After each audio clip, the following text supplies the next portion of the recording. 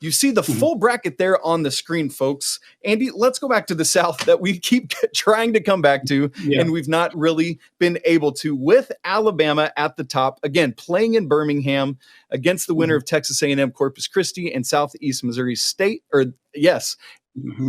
on Maryland, West Virginia in the next round.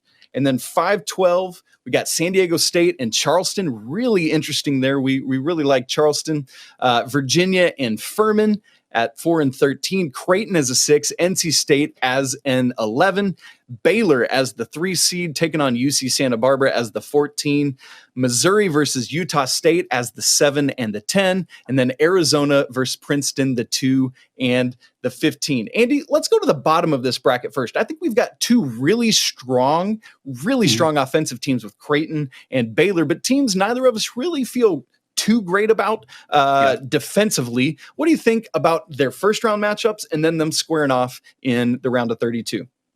Well, yeah, I think Creighton and Baylor will both advance here. I think Baylor has enough offensive firepower with the three-headed monster of Flagler and Cryer and Keontae George to advance past a solid program in UC Santa Barbara, a team that's made the tournament a couple of years in a row now out of the Big West. But I think Baylor will be able to take care of business there. Creighton NC State is a little bit more of an interesting matchup, but I think Creighton have enough depth.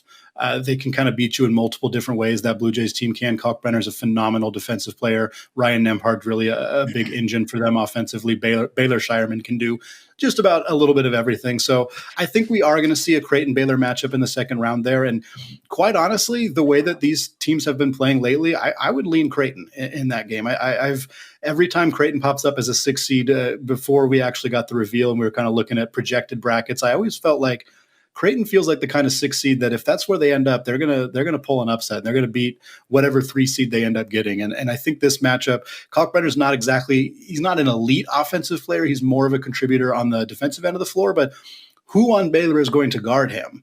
Like, that's going to be the big question for them. They don't have a lot of presence down low. Flo Thamba has not been that guy. He hasn't been that guy. He's just not that. And so I think Creighton has a real chance of advancing there. Like I said, looking at the full bottom of this bracket in general, I think if you're Tommy Lloyd in Arizona, you're very happy with what you got here. I think you got to feel good about advancing past Missouri or Utah State. Again, no disrespect to those programs, but I think there are stronger 7-10s that are out there. I think Arizona can advance there. I think they advance past either Creighton or Baylor. Just from a matchup perspective, I don't think either. Creighton, again, Kalkbrenner is a very good low post defensive player. That could make a matchup a bit more challenging for a guy like Umar Ballo. But then how do they guard Tubelis? Yeah, it's going to be an interesting situation for Creighton if they end up in that matchup. But I really like what this does for Arizona. And then, Isaac, I kind of want to move up to the top of that region too, because we've kind of just touched a lot on Alabama. And if you're looking at this, if there's a team out of there that's not Alabama that's going to advance into the Sweet 16, into the Elite Eight, who do you think that it's going to be? Because it looks like a clear path for Alabama, but you never know. I mean, it's going to be very chalky, but I got to say Virginia. Like, just that Tony Bennett pack line defense is so difficult to play against if you're not used to it. I could see like Brandon Miller, like if they got to the regional semifinal against each other, I could see Brandon Miller and some of those younger guys for Alabama being a little frustrated. Javon Quinterly just struggling a little bit with that. Although Virginia is without big man stretch Ben Vanderplas. And so I could see that as an issue. And so San Diego State wouldn't surprise me either with that. Andy, let's go on to the East bracket, which is who the South will match up against in the Final Four in Houston on April 1st, and then the championship game on the 3rd. So the East, which is the bracket in New York City in Madison Square Garden. We've got Purdue at the top. This is the one that, as it was unveiled, we're like, holy smokes, this is just a lot of high major royalty right here. I mean, when you look at teams that have won national championships in this bracket, there are quite a few of them. You see them. Andy, we know that the Big Ten has not had a national champion since 2000, and it was this 7-seeded Michigan State Spartans. Can they do it? Is there any hope that they can get past Marquette and make a run? I don't see it. I think this team, it's a good hard-nosed team. I think we saw Tom Izzo do a good job with the guys that they had. Sissoko's a fantastic player. Joey Hauser, a nice stretch for them. But I think there's too much inconsistency for them. The Big Ten wasn't fantastic this year. I think Izzo has done a good job with the group that they have. I think they'll advance past USC. I think Boogie Ellis and Drew Peterson are nice pieces for the Trojans, excuse me. And I think that they absolutely deserve to be in the field here. But I do think Michigan State's going to advance there. But I have a hard time with the offensive firepower that Marquette has, the way they've been playing as of late. I don't think Michigan State really has the they'd have to pull off a pretty incredible upset. And again, it's not like it hasn't happened before, but this Marquette team is really rolling right now, and I would take them. Andy, when I look at the top half of this bracket, it lays out real nice for Duke. I got to be honest. You and I have said all season, do not trust the Tennessee Volunteers. And that was even before Zakai Ziegler went down. Neither of you or I were all in on Purdue.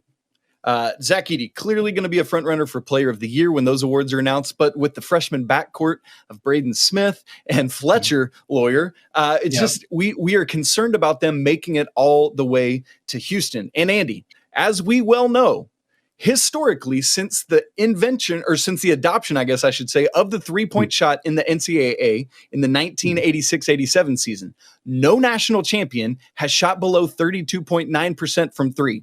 So you know who falls into that? Purdue and Tennessee. Folks, do not pick either of these teams as the national champion in your bracket. And as part of that, Duke, I think, comes out of this top half of the bracket if they can get past Oral Roberts and Max Abmas. What a matchup that will be. Wow. What do you think in this top half? The more I look at it, the more I think, as long as exactly what you said, as long as Duke gets by Oral Roberts, I think they beat Tennessee, especially without Zakai Ziegler. And I think if they match up with Purdue, I think they beat them. I think I mentioned this already. I think there's a very real chance that we see a Duke-Memphis matchup. Like, I think that's entirely possible. And boy, that'd be a really fun game. The way that Memphis played against Houston, Kendrick Davis has been fantastic for them. DeAndre Williams, the oldest player in college basketball, he is 26, and he would be going up against 19-year-old Kyle Filipowski. That would be a really fun matchup to see if those two teams were able to face each other. But for me, I think there's a very real chance that that's the matchup we see there, and I think that Duke would probably take that one. And I think we're staring down a situation where we might see a 5-seeded Duke team advancing all the way out of this bracket and playing potentially Marquette, potentially Kentucky. If we got Duke, Kentucky, man, a year with so much parity in college basketball, if we end up with Duke, Kentucky facing each other out of the East region, that would be kind of a perfect ending to the season. Not only that, but Duke, Kentucky inside Madison Square Garden. Yeah, right. Boy, how fun would that be? Although all the blue blood haters are groaning and rolling their eyes at us as we say that. Andy, let's move. Let's move to the Midwest bracket where the Houston Cougars are the number 1 seed. They'll take on the North Kentucky Norse. I've actually been on that campus, a beautiful place in Birmingham. We talked about it against the winner of that game will get the winner of Iowa, the 8th seed, and Auburn, the 9 seed. Again, this is in Birmingham. Auburn, not too far away. So that is a tough draw for the Cougars. The 5 and 12, we got Miami versus Drake, 4-13, Indiana, Kent State, Iowa State versus the winner of Mississippi State and Pitt at the 6-11 game, Xavier the 3, Kennesaw State, those Owls you talked about, the 14 seed, A&M the 7, Penn State the 10, and then Texas 2 and Colgate 15. I feel like this bracket is going to get some kind of Texan nickname. Like this is everything's bigger in the Midwest bracket this year or something like that. Andy, as we go back to this bracket for just a minute or two here, what pops out at you? Yeah, I think the Penn State Texas A&M matchup, I know we kind of touched on that already, but I find that really interesting. Again, I think A&M probably – this is not a great draw for them. I think there's an argument for them potentially being a 6 seed. We talked on a recent episode of Locked On College Basketball about A&M kind of being a team that I don't think that they were getting disrespected as much as they just really weren't getting talked about. Like when you talked about the teams in the SEC this year, you talked about Alabama, of course, you talked about Tennessee, you talked about Auburn, we talked about Arkansas, and it felt like A&M kind of just slid under the radar a little bit, but they were the 2 seed. Coming into the conference tournament, they made it to the championship game. They played a decent game against Alabama, and then they get a 7 seed here. And I don't know. I think it's probably not horribly off. I don't think it's like this egregious miss by the committee necessarily, but they not only get a 7 seed, they get a 7 seed against a really hot, really well, a Penn State team that's playing really well right now. Like if they got a 7 seed against USC, a team that doesn't necessarily have that kind of momentum around them right now because they lost early in the Pac-12 tournament to Arizona State. I think that might kind of change the conversation a little bit. But for me, seeing them get the hottest 10 seed that they could, and then a matchup against a team that you and I thought should probably be on the one line in Texas, it's just a bummer draw for A&M. And I think that they're absolutely capable of beating Penn State, and quite honestly, they're absolutely capable of beating Texas if things go the right way. The Longhorns are a very inconsistent outside shooting team. Their guard play has been fantastic this year, but it's not because of their outside shooting. And so I think A&M, they could come into this tournament pretty pissed off and potentially pull off an upset here.